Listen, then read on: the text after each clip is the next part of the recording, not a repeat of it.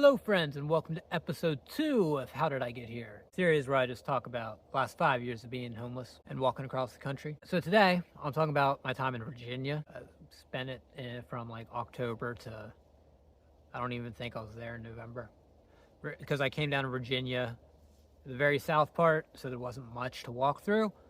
But I did almost die in Fancy Gap, so we're probably just going to cut right to that. I got into Virginia and I walked down to Fancy Gap. And at first, it was great. As soon as I came into Fancy Gap, there was a guy on the side of the road and he was selling like produce and stuff. And he called me over and he gave me some groceries just for free. He gave me, I remember, some bananas, some apples, beans, and some deer meat, which was absolutely awesome. Hope that guy's still doing good. So after that, I got into town. And Fancy Gap is a very small town. It's just a blip on the radar, but it's up in the mountains. It's at the tippy top of a mountain. And this was October, and it was supposed to get very, very cold, mainly because of the wind. I believe the temperature, this is like 5 years ago, so I remember it was 20-something degrees, and then with wind chill, it was either in the teens or under the teens. I remember it was like 30 or 40 miles an hour. Now, I made a very big mistake. I was not planning on it getting that cold that early. Like, I had figured I'm heading south, I can outrun the cold. So I didn't have the best gear. My sleeping bag was like a summer sleeping bag that's rated for 50 degrees. Now, like a week earlier, I did stop off and buy one of those like Mylar blankets, except this was a bivy, which is basically kind of a sleeping bag, except it's made out of the Mylar material that reflects back. So anyway, I'm walking and I'm trying to find somewhere to sleep. And I look on Google Maps, look on satellite view, and I notice there's a bridge up ahead. And so I start walking to that bridge. I'm just gonna get under that bridge and sleep there. This would have been a horrible idea because bridges basically act as wind tunnels. But I didn't really have any other choice. So I start walking to the bridge. However, on the way there, I passed a shack. I don't have a picture of it, but I'm going to try to go to like Google Street View and, you know, hopefully there's a picture of it on there. And it was completely dilapidated. I don't even know how it was standing, but I was looking at it and I thought to myself, you know what? It might block out some of the wind, so might as well do it. And so that's what I did. I jumped in this little abandoned shack on the side of the road. And here's where I made a very, very big mistake that I hope somebody, if you're watching this, don't make this mistake. What I did was I took my Mylar bivy and I got into it. And then I put my sleeping bag over top of the bivy.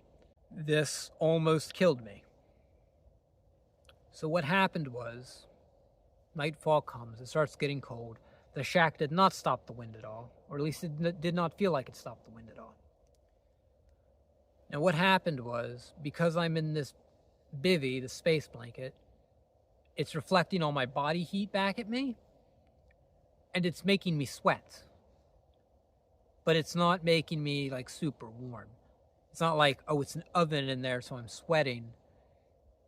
It's still fairly cold, just slightly warmer than if I didn't have it at all, but it's making me sweat. And so there's like, after about an hour, there's like a pool of water underneath me that I'm laying in, and the bivvy's waterproof, so, you know, the water can't escape, so it's just there. And it's like 20 degrees, that water's getting cold. And I remember I was just laid there. It's probably 3 a.m. or something. And I'm just violently shivering. I'm really cold. And I think to myself, okay, this isn't working. Maybe what I should do is just get up, pack up, and just start walking. I didn't have like a giant winter coat or anything, but I thought, my thought process was, if I get up and I start walking, I start moving, that'll get the blood flowing, that'll warm me up. You know, the best way to warm up in the winter is to move. And I was right about to do it, but I decided, you know what? I just want to chill for a minute. I'm going to put on a podcast and just kind of get in the zone to start walking. And I put on an episode of Joe Rogan's podcast. And I remember I'm laying there, I'm in like the fetal position. I got the phone like right next to my face, and I just completely focus on Joe Rogan and whoever his guest was. And I just ignored all the cold, which sounds very weird, but I just focused on that podcast. And once the podcast ended, it was probably like 5 a.m. or so, I just restarted it.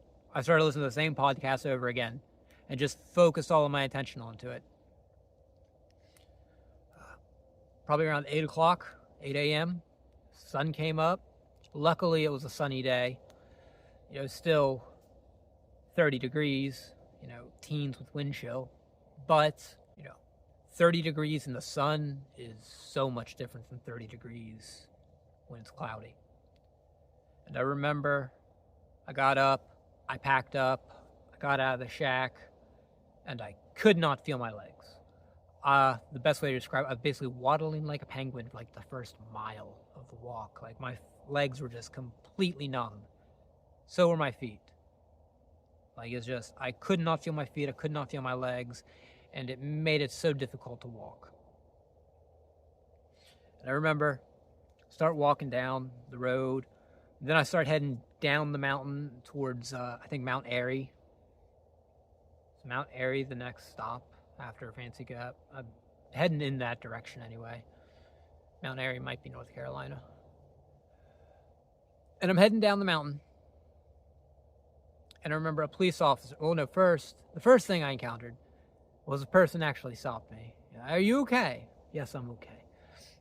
And she's like, you know, I own all this land. If you need to camp out for the night, you just go in there and sleep. And I was like, oh, thank you very much. Wish I'd known that yesterday. Because it was kind of down in like a little valley with a bunch of trees, and that would have blocked out all the wind. So that would have been nice. But it is what it is. So I start walking down the mountain, and then a police officer stops me. I think it might have been a state trooper. And he pulls off the side of the road, and he runs across the road towards me. He's like, are you okay? Are you okay? Are you okay? It's like freezing cold out here. It's like, I'm good. I'm just trying to get down the mountain and keep moving. It's like, I'd give you a ride, but because of COVID, we're not allowed to offer courtesy rides. Like, that's all good. I'll survive. And he told me, you know, he's going to be patrolling this roadway all day. If I need anything, just wave him down. Like, all right, thank you. And he did. I saw him pass me like 4 or 5 times. Finally, I got down off the mountain, and I remember I went to a car wash. I charged my phone up from an outlet. The owner of the car wash showed up. He asked me, are you okay? Yeah, I'm okay. He's like, all right. And he gave me $20. He's like, you know, there's a McDonald's down the road. Go get something to eat. Like, thank you. So I got done charging my stuff up. He was totally cool with me sitting there charging my phone up from the outlet. And I start walking south. And I don't think there was any other adventures in Virginia. You know, it was just, you know, Fancy Gap was the hard thing in Virginia, and I got through that. Met a lot of nice people, and ended up making it into North Carolina. And North Carolina was fun, but we will get to that in the next video. So, I hope you all enjoyed. Like, subscribe, all that. If you want to support me, links are in the description. Peace out, everybody.